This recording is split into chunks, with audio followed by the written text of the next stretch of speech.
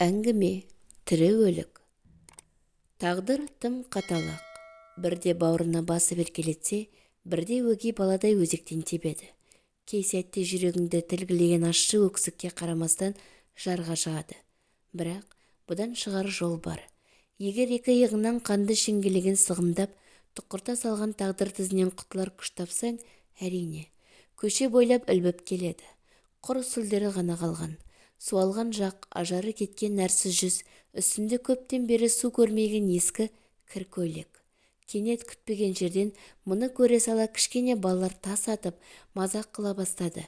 Бірақ қорғансыз әйел селт етпеді. Өйткені жүзінде өкініш, өзегінде мұң ұялаған ол үшін ендігі өмірдің мәні де жоқ еді.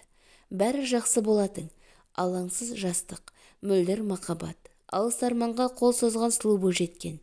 Бірақ бір сәтте бақытты ғұмыры бұлдыр елеске айналғандай. Көз ұшынан сағымдай қол бұлғап алыстай берді. Ол Саматпен бақытты болатын. Қарапайым ғана қара торы жігіттің мұның жүрегін қалай баурағаны белгісіз. Мүмкін, мұның ерке қылығына еркес кешіріммен қарайтын кең пейіл мінезі болар.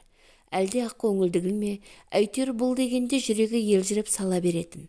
Бірақ сезімі әлсіздік танытты. Осалдық танытпаған шығар-ау. Жалғыз басты жетім жігітті менсінбеген өрекпе, бастық әкесінің дегенінен әрі аттап баса алмады. Жылады, сұм тағдырға лағнет те айтты. Бірақ уақыт емшекен, көндікті. Кейін сөзі сұлу, тілі майда еріктің етегінен ұстады. Ал Самат бір жылдан соң жол апатынан қайтыс болды. Ақыры мұның шын көңілін білместен ақ кетті.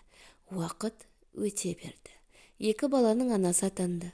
Енді алаңсыз шаңырағынан сәби күлкісі үзілмейтін бақытты отбасы болармын деп ойлаған. Бірақ тағдырдан алар сыйы жалғыз ол емес екен. Күндіз түні жұмысының көптігін айтып сылтаурататын күйеуін көңілдесімен ұстап алды. Ажырасты, жан бағып, екі баласын асырайын деген оймен түрік фирмасына жұмысқа орналасты.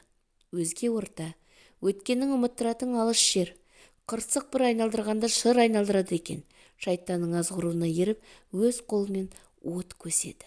Тағдырдың мазағынан адамның озбырлығы жаман екен. Түбі бір түріктердің арсыз нәпсісінің бір сәттік арзанқол құмарлығының жемтігі болған ол былыққа белшесінен батты.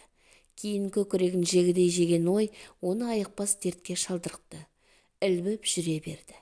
Бірақ аяғы ауыр киімге көнбей сүрініп кетті. Ол орнынан тұрғысы келмеді. Апай, мен қорқамын. Түрі қандай қорқынышты еді. Қозғалады, тірі сияқты. Байғұс бүрісіп жатыр. Тоңған шығар, Құдайдың қаһарына ұшыраған әйел ғой. Қайтсын енді, балалар үйіне ұлдарын көруге келген ғой. Ананың аты ана, не дегенмен, деп дабырлаған бір топ адамның шуылынан оянып кетті. Домбыққан көзін ашуға тырысты.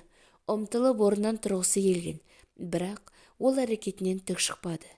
Қолын қасына келген ұзын бойлы жасөспірімге созған күйі талықсып кетті. Бұл оның үлкен ұлы Самат болатын. Ол бақытсыз, баянсыз махаббаттың жанды естелігі еді.